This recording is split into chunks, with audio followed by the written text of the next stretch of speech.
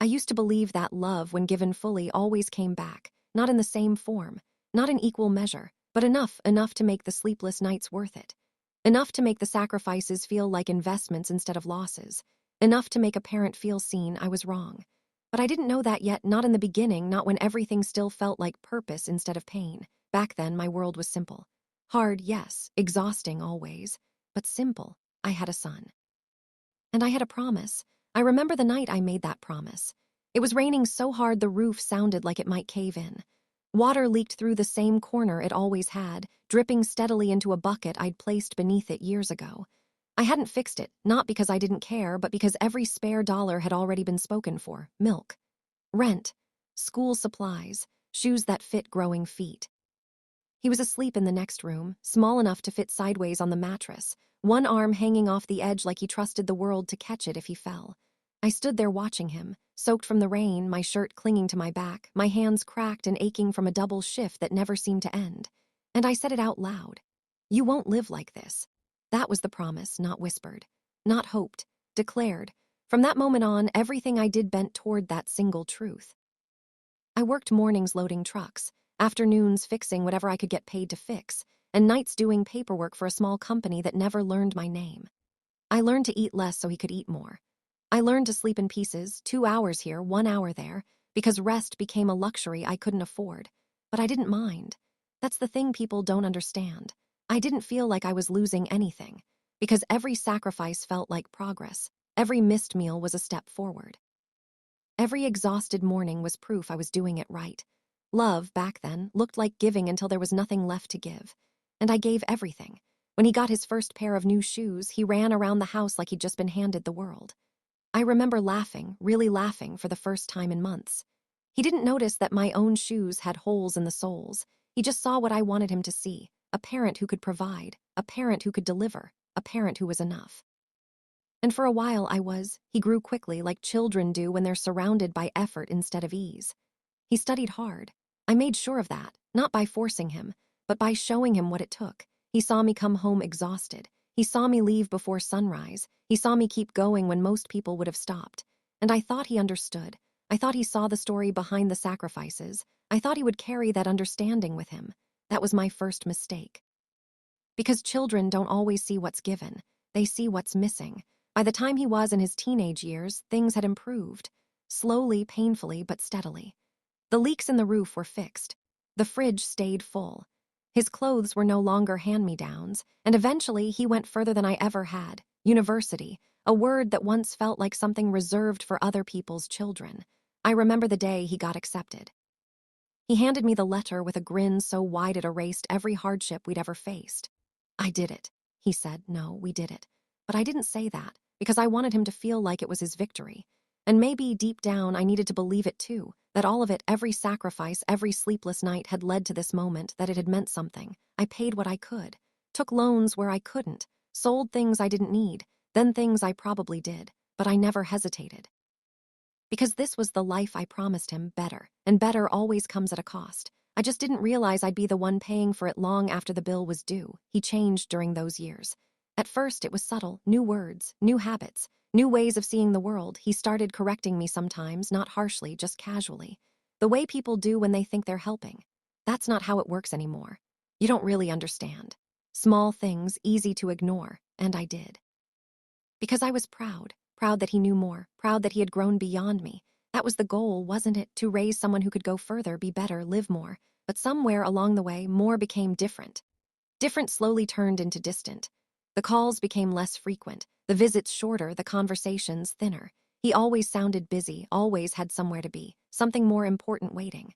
I told myself it was normal. This is what success looks like, I thought. This is what growth feels like.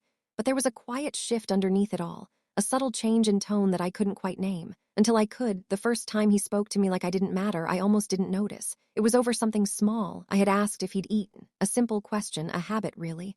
And he sighed, not loudly, not angrily, just impatiently. I'm not a kid anymore. I laughed it off. Of course you're not, I wanted to say. That was the point. But something in the way he said it stayed with me. Not the words, the weight behind them, like I had crossed an invisible line. Like caring had become inconvenient. From there, the distance grew not in miles, in meaning. He still called. Sometimes he still visited, occasionally. But the warmth was fatting. And I didn't know how to stop it, or if I even could. I started noticing things I had ignored before, how he checked his phone while I spoke, how he cut conversations short, how he seemed uncomfortable. Not with the situation, with me. That realization didn't come all at once. It crept in slowly, like a cold you don't notice until you're already sick. And by the time I recognized it, it was already too late. The breaking point came on a day that should have been ordinary. There was no storm, no warning, just a conversation that shifted everything. I had gone to see him, unannounced maybe, but not unwelcome, or so I thought. He lived in a place I never could have imagined for us back then. Clean lines. Bright spaces, everything in its place. It felt like stepping into a life I had helped build but didn't belong in. He opened the door with a surprised look. Not happy, not angry, just surprised. I said, smiling like I always did. He hesitated, then stepped aside. I walked in, trying not to notice how careful I felt. Like I might break something just by being there. We talked, or at least I tried to. He answered, shortly, distracted. I asked about work. He gave me highlights. I asked about his plans. He gave me summaries. And then I made a mistake. I offered advice. Not much, just a suggestion about something he mentioned. The kind of thing I had done his entire life.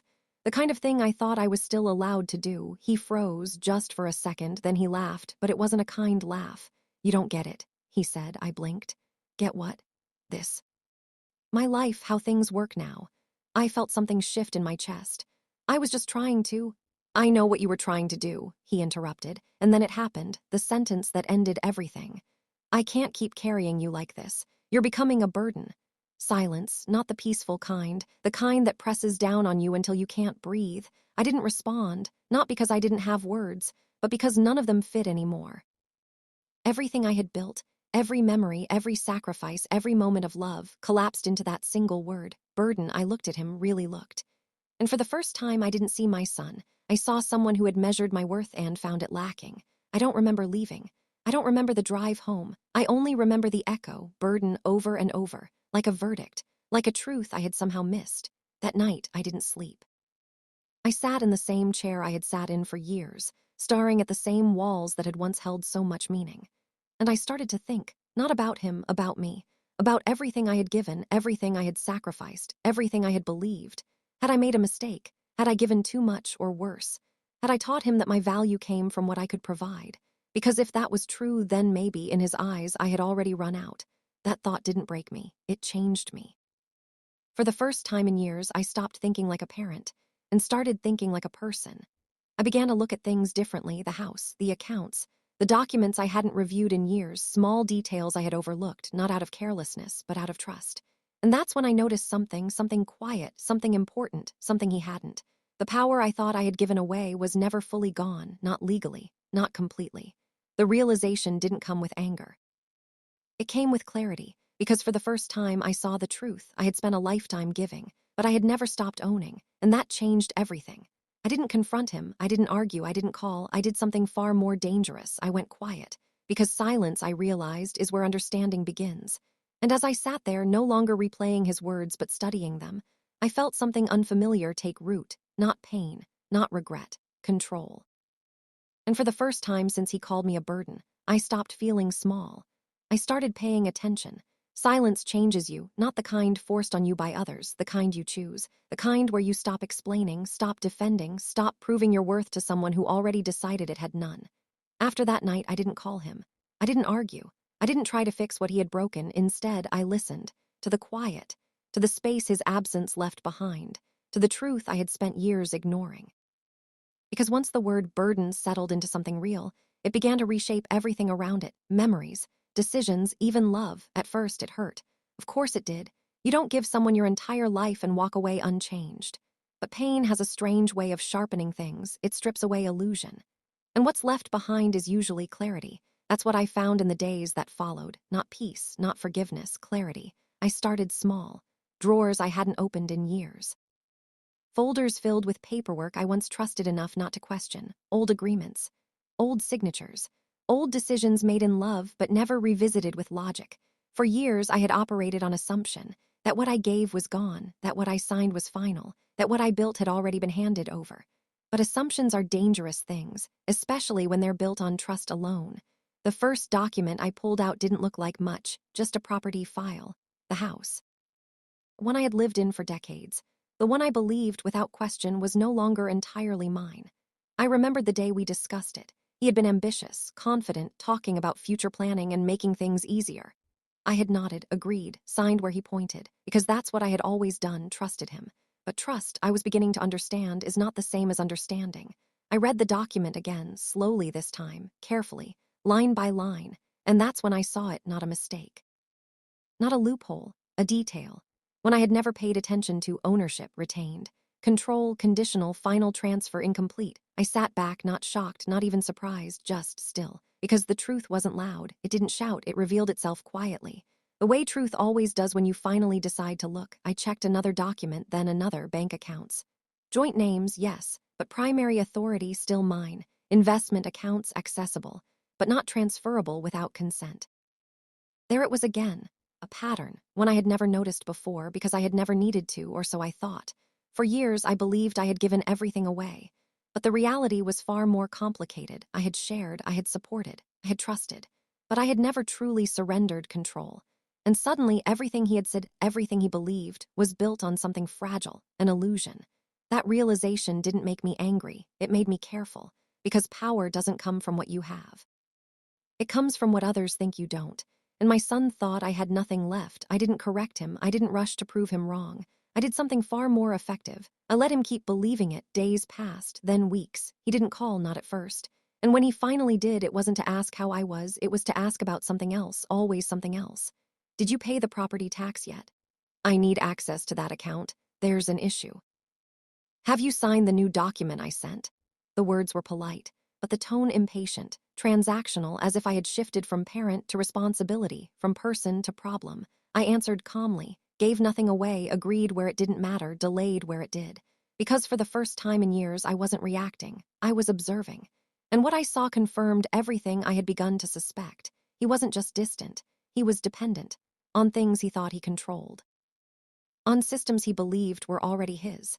And the more confident he became, the more careless he got. That's when I knew I needed someone who understood this better than I did, not emotionally. Legally, I called an old friend, not someone I spoke to often, but someone I trusted for a different reason. He didn't deal in feelings, he dealt in facts. His name was Daniel. We had met years ago, long before my son had grown into the man he was now. Back when life was simpler. When decisions were made over coffee instead of contracts. He had become a lawyer. I had become everything else. When I told him I needed help, he didn't ask many questions. Bring everything, he said, so I did. Every document, every file, every piece of paper I had once signed without hesitation. We sat across from each other in a quiet office. He read, carefully, methodically, the way I should have. I watched him as he turned pages. Occasionally marking something, occasionally pausing, not reacting, not judging, just analyzing. Finally, he looked up. When did you last review any of this? I didn't, I said. He nodded, as if that confirmed something he already suspected. And your son believes he owns these assets? Yes. Pause, then, slowly. He doesn't. The words landed differently than I expected, not like a victory, not like relief, like responsibility, because knowing the truth means deciding what to do with it. Explain, I said. Daniel leaned back, folding his hands. You've structured things in a way that gives access but not ownership, authority but not control. Everything still roots back to you. I frowned. Then why does it feel like I have nothing? Because you stopped acting like you have something. That hit harder than anything my son had said because it was true. Power unused doesn't disappear, it just waits. If I wanted to change things, I asked, you can. Completely. Yes. No hesitation, no uncertainty, just fact. And in that moment, something shifted again. Not in anger, not in revenge, in understanding. I wasn't powerless. I had just been absent from my own decisions.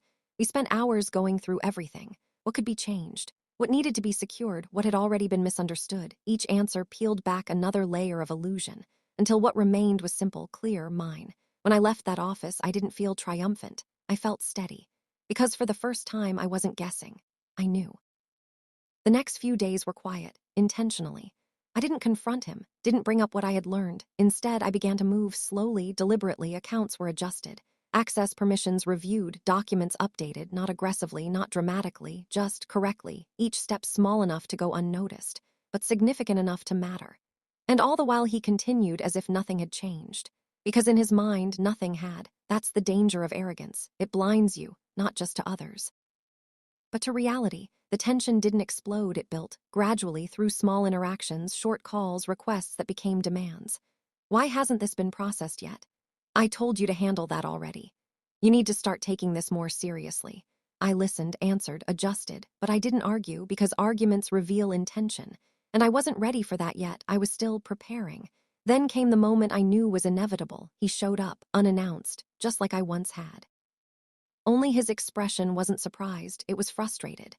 "We need to talk," he said. I stepped aside, let him in, watched as he moved through the house like it already belonged to him, because in his mind it did. "I've been trying to get things in order," he started. "But you're slowing everything down." I said nothing, let him continue. "We need to finalize the transfer. There are opportunities I can't move forward on because of this." It was not concern, not care, opportunity for him. "And what transfer is that?" I asked calmly. He frowned. "The house, the accounts, everything we discussed." I nodded slowly. "And you believe that's already yours?" "Supposed to be," he said, irritation creeping in. Supposed to be, expectation without confirmation, confidence without foundation. I stood there looking at him, not as my son, as a man who had built his certainty on something incomplete. "Sit down," I said. He hesitated, then did. I took a breath, not to steady myself, to choose my words. "Before we continue," I said, "I think there's something you should understand." Leaned back, impatient. "I already understand." "No," I interrupted, quiet, firm. "For the first time, you don't." That caught his attention just enough. I reached for the folder I had prepared, placed it on the table between us, and opened it. "Everything you believe you own." I paused, met his eyes. "You don't." Silence, not confusion, resistance.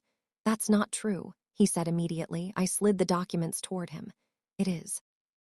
Didn't look at them right away, because certainty doesn't break easily, it cracks, slowly, reluctantly. But eventually he looked, and as he read I saw it, the shift, the realization, the collapse of assumption, piece by piece, line by line. This does mean."